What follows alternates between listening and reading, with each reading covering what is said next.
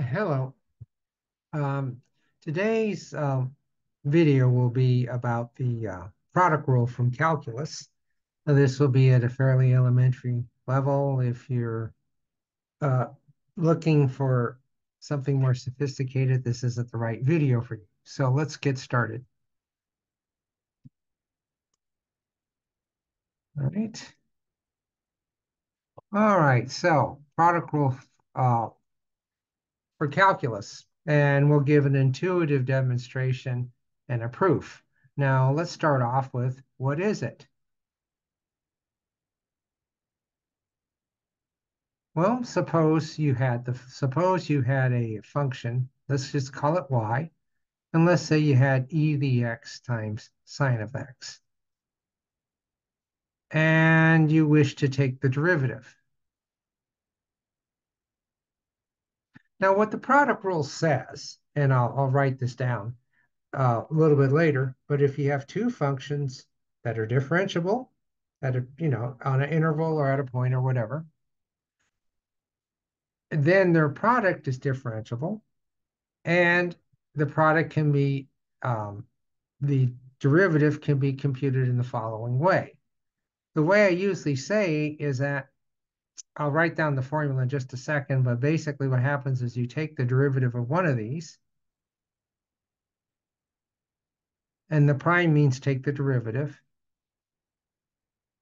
plus e to the x times the derivative of the second one. And it doesn't really matter which order you go in, you just have to take the derivative of one times the other, plus what you didn't take the derivative of times the derivative of the other.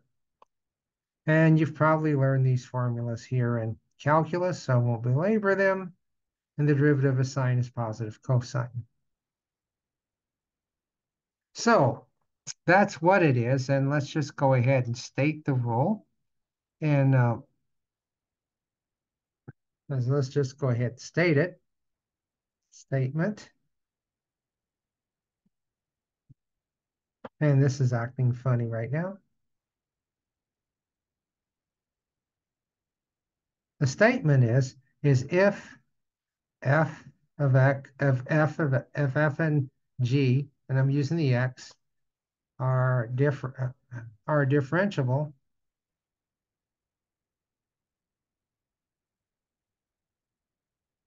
on some open interval. I'll just say on I, some open interval.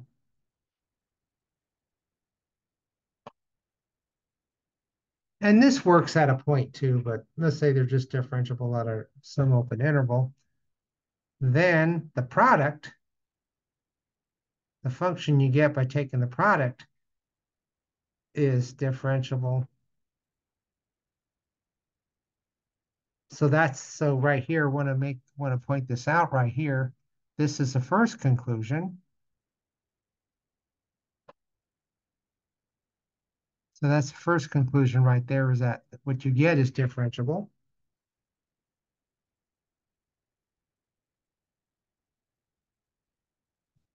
Sometimes we forget that. And then, so that's the first conclusion. The second conclusion, and the derivative of the product will be the derivative of the first one of one of these times the second, plus the first times the derivative of the second.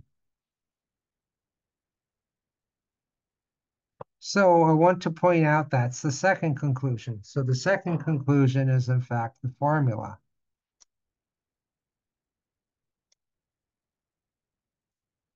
So there's two conclusions here.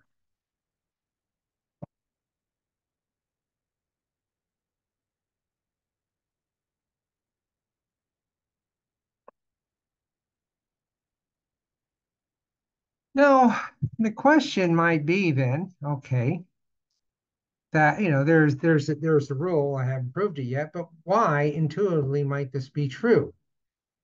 So what causes this, I should ask?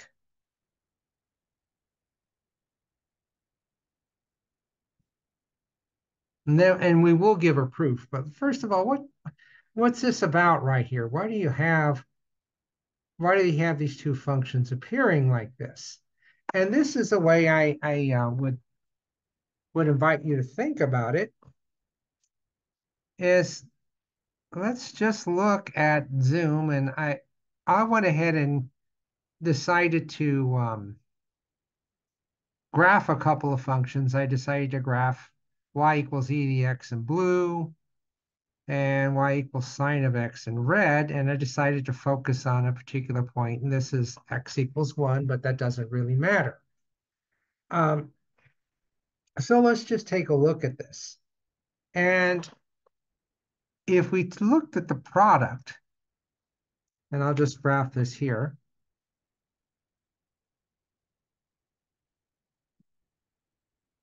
we can see that the thing here, and we'll back off a little bit.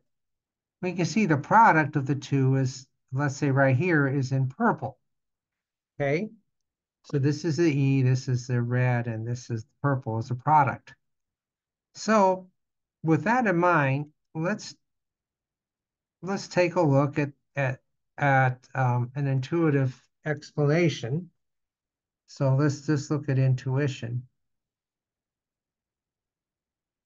Remember, we're talking about the product of two functions that produce a real number. So let's just take a look at this. And going back, and let's go ahead and red, let's represent that to be the sine function. And what I want to do is I'm going to take a red, I want to take, well, that's sort of a sorry looking segment, so I think I'll use the line segment tool here. So let's just take a look at this little red segment and just mention that this segment, this is a value of f of x for some x. And in this case, in this particular thing here, what that would correspond to, if that were sine, that would be this distance here, from here to there. That would be the value. And then going back here, because my mind, okay, mine doesn't work too well. Okay, that's a blue. So I'm going to use this on this blue right here. Let's get rid of this just for a second. This blue thing here is going to be the value of the function, in this case, e to the x. So I'm going to go ahead and use my change of color. And this line segment will be the value of g to the x for something. And we know just from basic geometry, the value of the product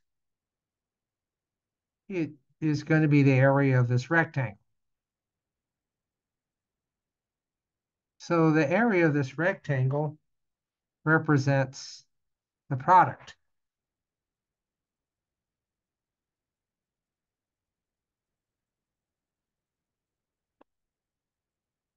That's going to be f of x times g of x, where the side links represent the individual links here. Now, in calculus, what do we do when we're calculating a derivative?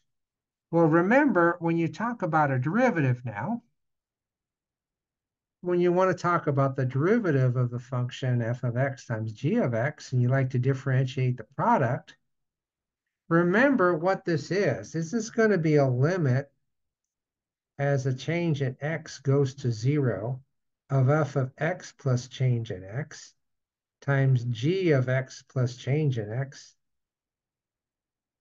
minus f of x, g of x over delta x. And you're going to let the delta x go to 0. So this particular thing right here, what we're going to do is when we want to look at this, we're going to go ahead and I'm going to just use this little tool here. We're going to add a little bit to f. This little bit right here, I'm going to call the change in f. So we change f, okay, a little bit. And let's say we change, I'm sorry, that was a change in g, my bad. Doggone it. So let's see here. This is a change in g. And I just used the wrong color. Okay, it's change in g. And if I change f by a little bit, that's a change in f here. And the question is, if we change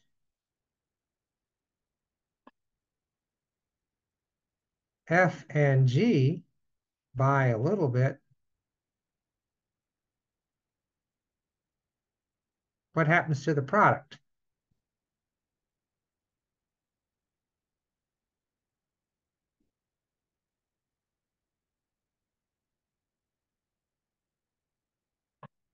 Well, let's just take a look here. But when we change this g a little bit, we're adding this little bit of this little strip of area along the whole length of f. Here, we're adding this along the whole length of g. And lo and behold, we have three constituent parts.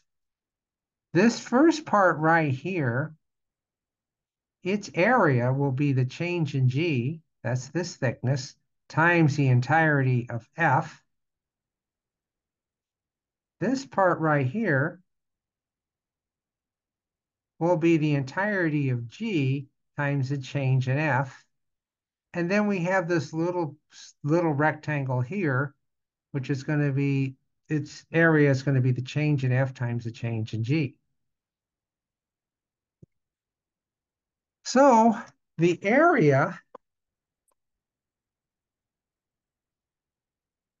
changes by the change in f times g plus f times the change in g plus the product of the two changes. But remember,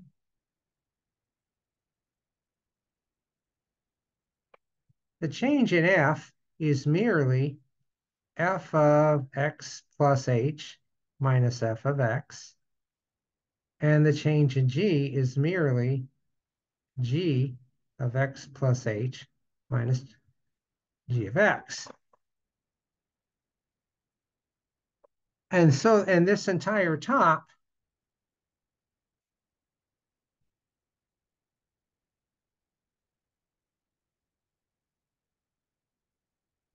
is entirely f of x plus h, g of x plus h, minus f of x, g of x. So these two are really equal right here. Now, notice this is the top. All of this is the top of the difference quotient, or the numerator.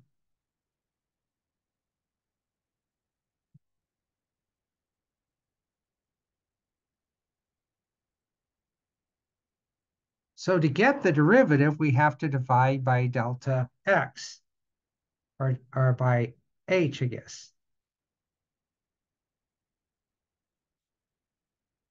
And see if I didn't switch this on you. Yeah, I sure did. Let's just keep it consistent here. I do that sometimes. Okay, keep that consistent. That's an h. To get the derivative, divide by h,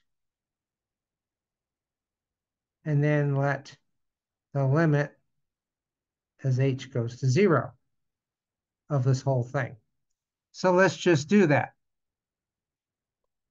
So if I take a limit as h goes to 0, of the change let's keep it straight here.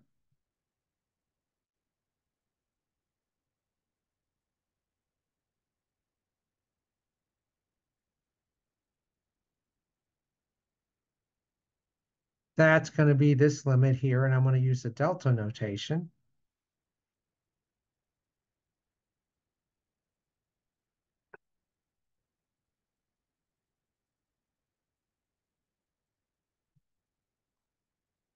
But now, what we're going to do now is we're going to use the limit of the sums as a sum of the limits.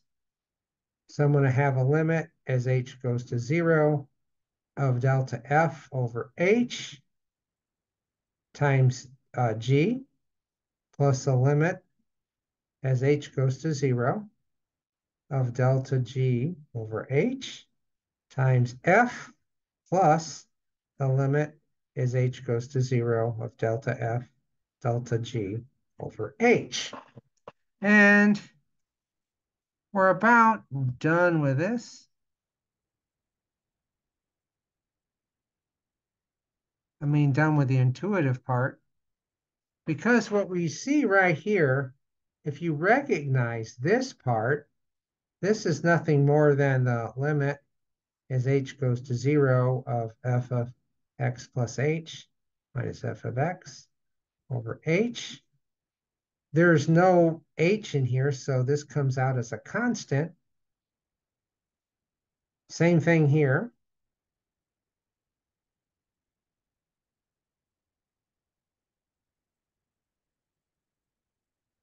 This comes out as a constant.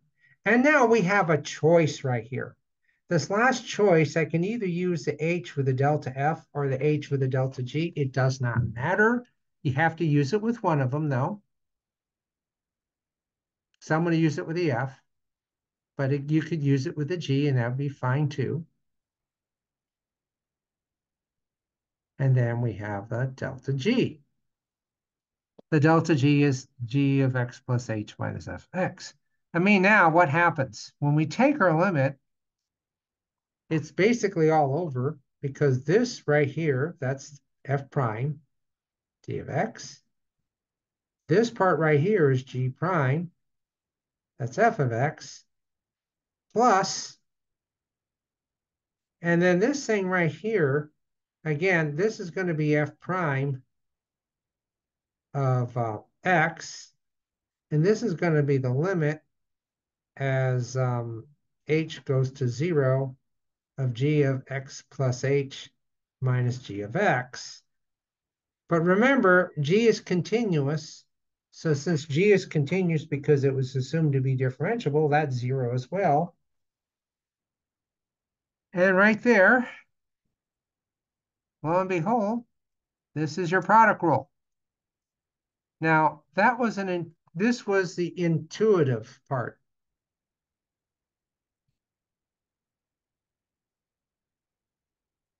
In mathematics, lots of times we will have an intuition for something, but then you still have to prove it.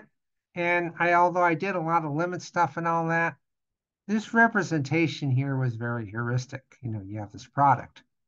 So let's look at the formal proof. But now that we know what it ought to be, the proof should be a lot easier because we know what we ought to get when we do it right. So let's start. So here's the actual proof. And you see the proof will look very similar. Let's start off by the actual calculation.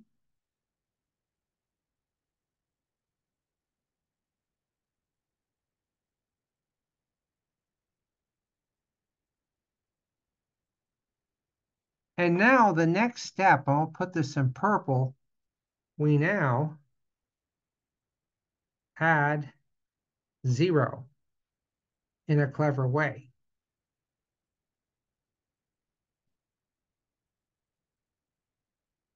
And we're going to be using the limit of the sums as the sum of the limits, provided both limits exist. So we want to add 0 here, and you do have a choice. And notice it's very much, we did that choice up here. And we can either use a g of x plus h, f of x, or we can use f of x plus h times g of x. It doesn't matter. Just pick one. Pick one to use, one of those two. I am going to subtract f of x, g of x plus h, and then I'm going to add the same thing. But notice it could be the other way around. You could put the h with the f and just have g of x in both of these. So that was my adding 0 right there. And lots of times in advanced math, you will add 0 in a clever way. Now, we can go ahead and use the limit of the sum is the sum of the limits. There's a reason that you went through all this limiting stuff. So what I'm going to do is I'm going to take this. I'm going to have a f of x plus h, g of x plus h, minus f of x, g of x plus h. And then I'm going to add to that the limit as h goes to 0 of f of x, g of x plus h, minus f of x, g of x, all over h. So the limit of the sums is the sum of the limits. And now, in this case, notice we have a g of x plus h in both. So you've learned something that the product of the limits is a limit of the products. So we're going to use that. So I'm going to factor out a g of x plus h out.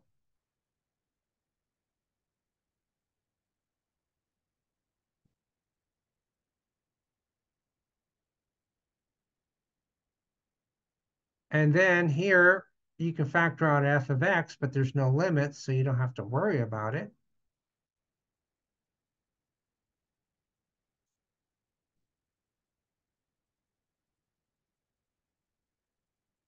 And what do you notice here? The first thing you notice, this part right here, this is f prime of x. This part right here, that's g prime of x.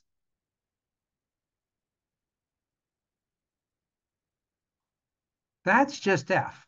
The important thing right here now, this part, this is a limit, and we're going to let x go to 0, and this will be g of x because g is continuous.